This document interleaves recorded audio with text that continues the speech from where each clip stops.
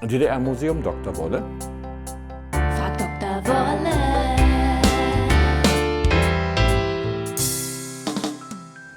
Erich Honecker war im Mai 1971 zur Macht gekommen und er wollte nun beweisen, dass die DDR nicht nur ein international anerkannter souveräner Staat war, sondern der Jugend der Welt auch zeigen, wie schön das in der DDR ist. Deswegen wurden diese Weltfestspiele ganz groß aufgezogen.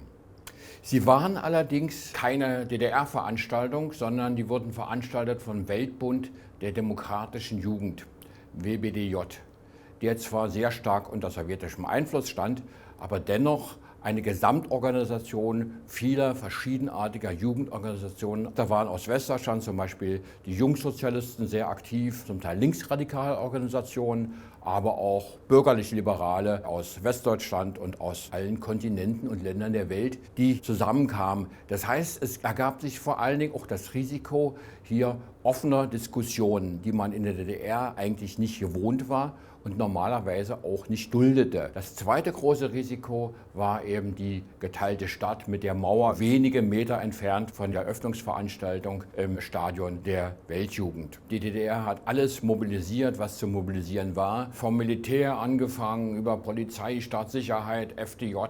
Alle Studenten hatten anzutreten. Es gab in diesem Jahr keine Ferien, auch keine Praktika und derartiges. Die Bevölkerung von Berlin wurde aufgerufen, Wohnungen zur Verfügung zu stellen. Wir waren alle eingesetzt für diese Weltfestspiele. Schon im Vorfeld fanden Schulungen statt und dann wurden wir alle kaserniert in diversen Schulen und es ging dann ununterbrochen von einer Jubelveranstaltung zur nächsten. Die meisten merkten auch nichts von der totalen Kontrolle, die da über allem schwebte, dass viele mit der Illusion nach Hause fuhren, nun beginnt in der DDR ein neues Kapitel. Als dann die Weltfestspiele vorbei waren, gab es natürlich hier und da auch Enttäuschungen, aber im Großen und Ganzen wird man sagen können, dass es im Sinne der Partei und der Staatsführung der DDR ein großer Erfolg gewesen ist. Sie haben nach außen bewiesen, was die DDR für ein moderner, weltoffener Staat ist.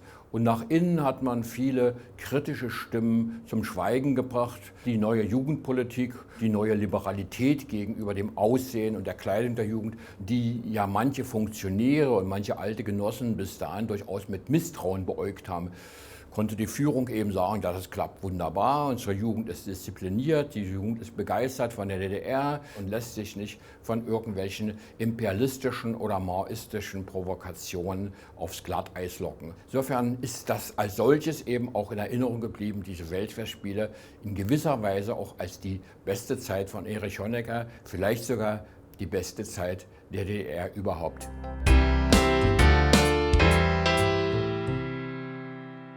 Wenn ihr selbst noch Fragen an mich habt, dann schreibt mir bitte diese in die Kommentare. Ich freue mich auf euren Beitrag. Wenn ihr keine Folge von Frag Dr. Wolle verpassen wollt, dann klickt bitte auf Abonnieren.